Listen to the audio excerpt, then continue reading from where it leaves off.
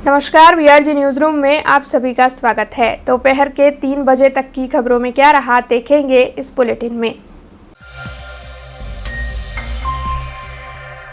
शहर का सयाजी बाग, जिसकी स्थापना 1979 में हुई थी। दरअसल साल 1979 में सर सयाजी राव गायकवाड़ ने प्रजा के लिए सयाजी बाग को खुला रखा था। ऐसे में आज सयाजी बाग का 143वां स्थापना दिन है। बीते 142 सालों से सयाजी बाग शहर की जनता और आने वाले प्रवासियों के लिए भी आकर्षण का केंद्र बना हुआ है। वैसे आज सयाजी बाग के 143वें स्थापना दिन के चलते विपक्ष की नेता अमीबेन रावत, नरेंद्र रावत और सभी मॉर्निंग वॉकर्स की ओर से केक काटकर सयाजी बाग के जन्मदिन को मनाया गया और इसके साथ ही सभी ने ये प्रण भी लिया कि सयाजी बाग को इसी तरह अच्छे से संभाला जाएगा और इस धरोहर को आगे आने वाले सालों में भी ऐसे ही बरकरार रखा जाएगा।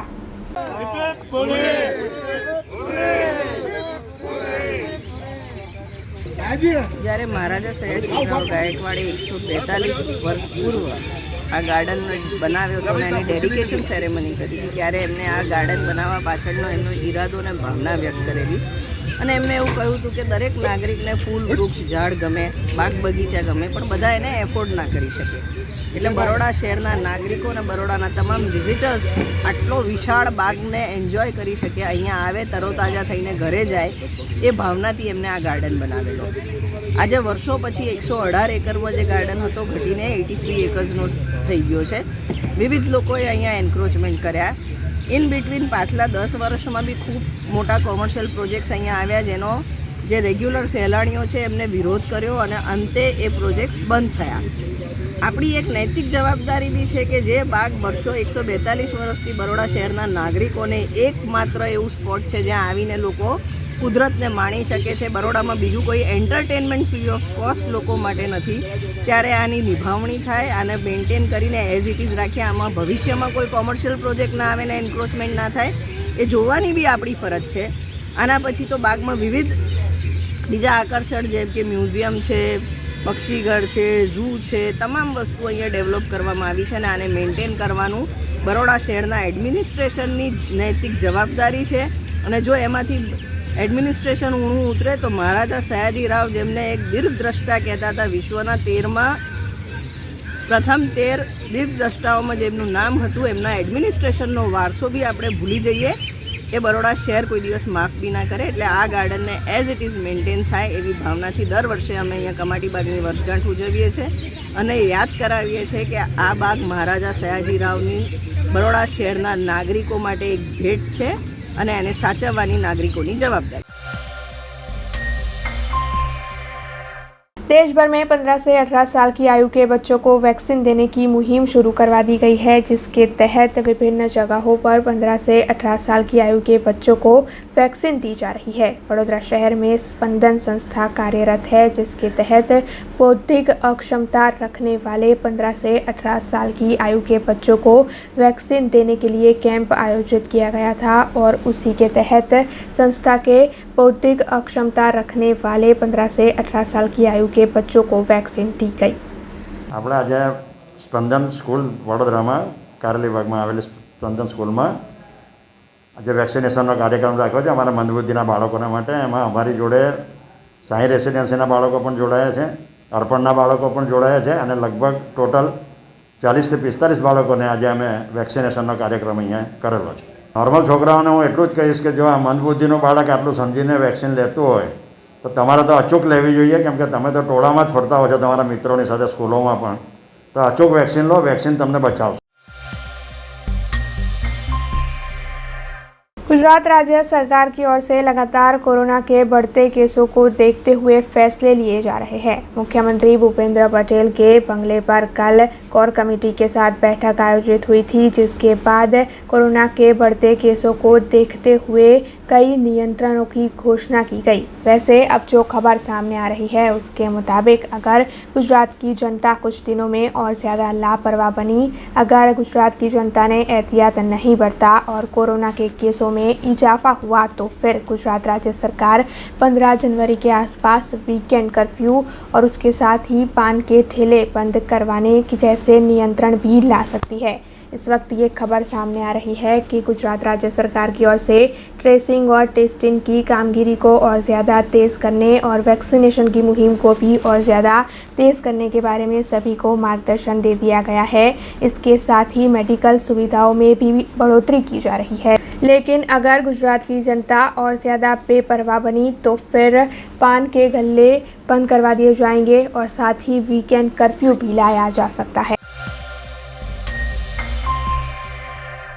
भारत देश में लगातार कोरोना के केस बढ़ते जा रहे हैं। गुजरात राज्य से भी कोरोना के केसों में इजाफे की खबर सामने आ रही है और उसी के तहत जूनागढ़ से जो जानकारी सामने आई है उसके मुताबिक बीते 24 घंटों में जूनागढ़ में भी 21 नए केस सामने आए हैं। इसके साथ ही जूनागढ़ में बीते एक हफ्ते से लगातार कोरोना के केसों में उछाल देखने मिल रहा है, जिसके चलते जूनागढ़ प्रशासन अब सतर्क बन गया है। जूनागढ़ में जगह जगह वैक्सीनेशन कैंप आयोजित कर सभी को वैक्सीन देने की मुहिम को और तेज कर दिया गया है। इसके साथ ही जूनागढ़ के सिविल अस्पतालों में मेडिकल सुविधाएं भी बढ़ाई जा रही है, जिससे कि अगर जूनागढ़ में केस बढ़ जाए तो सभी का अच्छी तरीके से ख्याल रखा जा सके। वैसे जूनागढ़ प्रशासन की ओर से हर चीज़ में तेज़ी लाकर कोरोना के आंकड़ों को कम करने की लगातार कोशिश की जा रही है। इस मामले में पुलिस की ओर से भी रात्रि कर्फ्यू का जो कानून लाया गया है उस पर अमल हो, इसका एहतियात बरता जा रहा है। मालिया हाटिना से ये खबर सामने आ रही है, जहां पर युवा एडवोकेट पंकज भाई जोशी पर जानलेवा हमला हुआ है। दरअसल पंकज भाई जोशी जब अपने घर से ऑफिस जा रहे थे तब कल दोपहर को उनके ऊपर 3 शख्सों ने लोहे की पाइप से जानलेवा हमला किया। इस हमले में पंकज भाई जोशी को काफ़ी चोट भी आई, जिसके चलते उन्हें 108 एम्बुलेंस के जरिए अस्पताल ले जाया गया। हालांकि अब उनकी हालत ठीक है, लेकिन फिर भी उन्हें इस हमले में गंभीर चोट आई है। इस मामले में पुलिस शिकायत दर्ज करवा दी गई है और पुलिस की ओर से आरोपियों को ढूंढने की कवायद भी शुरू कर दी गई है। कोरोना के केसों में बीते कई वक्त से लगातार इजाफा हो रहा है। उसी के चलते विभिन्न बैठकें आयोजित कर जिला प्रभारियों को मार्गदर्शन और सूचनाएं दी जा रही है, जिसके तहत राजपीपला में भी कलेक्टर ऑफिस पर कोरोना के बढ़ते केसों को ध्यान में रखते हुए बैठक आयोजित की गई थी। गुजरात श्रम आयुक्त और नर्मदा जिला के प्रभारी सचिव पी भारती की ओर से कोरोना महामारी के बढ़ते केसों को ध्यान में रखते हुए राजपीपला में समीक्षा बैठक आयोजित की गई थी। राजपीपला कलेक्टर पर यह समीक्षा बैठक आयोजित हुई थी, जिसमें जिला कलेक्टर डी शाह, जिला विकास अधिकारी पीडी पलसाणा, जिला पुलिस अधीक्षक हिमकर सिंह, मुख्य जिला आरोग्य अधिकारी समेत कई पदाधिकारी उपस्थित रहे थे। वैसे इस बैठक के तहत सचिव पी भारती की ओर से सभी को कोविड-19 का गाइडलाइंस का किस तरीके से पालन करवाया जाए, इस बारे में मार्गदर्शन मुहैया करवाया गया। इसके अलावा धन्वंतरी रथ की ओर से कोरोना टेस्टिंग को बढ़ाने, house to house surveillance, Ayurvedic उकाले का वितरण, जिला बॉर्डर चेक पोस्ट पर सर्वेलेंस समेत की सभी कामगिरी को और तेज करने के बारे में भी मार्गदर्शन दिया गया। રાજપીપળા ખાતે કલેક્ટર ઓફિસમાં તમામ અધિકારી સાથે મીટિંગ કરી કોવિડ પ્રિપેર્ડનેસનું રિવ્યૂ કરવામાં આવ્યું। કેટલા હોસ્પિટલ બેડ્સ છે, ઓક્સિજનની વ્યવસ્થા શું છે અને કેટલા ટેસ્ટિંગ કરવામાં આવ્યું છે, કેટલા કેસીસ છે, બધું વિગતવાર CDHO, કોવિડ હોસ્પિટલના ઇન્ચાર્જ, CMO તમામ સાથે ચર્ચા કરવામાં આવી। હવે ભવિષ્યમાં શું શું કરવાનું છે, કેસ થર્ડ વેવમાં વધારે કેસીસ આવે તો શું શું તૈયારી છે એ બધું ચર્ચા કરવામાં આવી અને કલેક્ટરશ્રી સાથે ચર્ચા કરી આવતીકાલથી હાઉસ ટુ હાઉસ સર્વેલન્સ કરવા માટે નિર્ણય કરવામાં આવી। કોવિડ એપ્રોપ્રિએટ બિહેવિયરનું સુસ્તપણે પાલન થાય એનું સ્ટ્રિક્ટ મોનિટરિંગ એન્ડ એન્ફોર્સમેન્ટ અને સુપરિન્ટેન્ડન્ટ ઓફ SP શ્રી સાથે પણ ચર્ચા કરવામાં આવી અને ધન્વંતરી રથ હોય, બાકી હાઉસ ટુ હાઉસ સર્વેલન્સમાં કિટ્સ તમામને આપવામાં આવે એ બધું ચર્ચા કરવામાં આવી અને મને કલેક્ટરશ્રી અને એના ટીમ તમામ વિગત સાથે અને તમામ ફેસિલિટી સાથે થર્ડ વેવની ફાઇટ કરવા માટે તૈયાર છે અને પ્રિપેર્ડનેસ પણ સારું છે અને સતત વહીવટીતંત્ર સાથે હું સતત સંપર્કમાં રહીને સરકાર સ્ટેટ ગવર્મેન્ટની કોઈ પણ ગાઈડલાઇન્સ હોય અથવા ગવર્મેન્ટ ઓફ ઇન્ડિયાની કોઈ પણ ગાઈડલાઇન્સ રહે એવો ચુસ્તપણે પાલન કરીને કોવિડનું સામે फाइट करवा माटे हमें तैयार है। 23 जनवरी से जिले में प्लस पोलियो वैक्सीनेशन मुहिम की शुरुआत होने वाली है, जिसके तहत राजपीपला में एक बैठक का आयोजन किया गया और इस मुहिम के तहत कौन कौन सी कामगिरी किस तरह से की जानी चाहिए, इस मामले में अधिकारियों को जरूरी मार्गदर्शन मुहैया करवाया गया।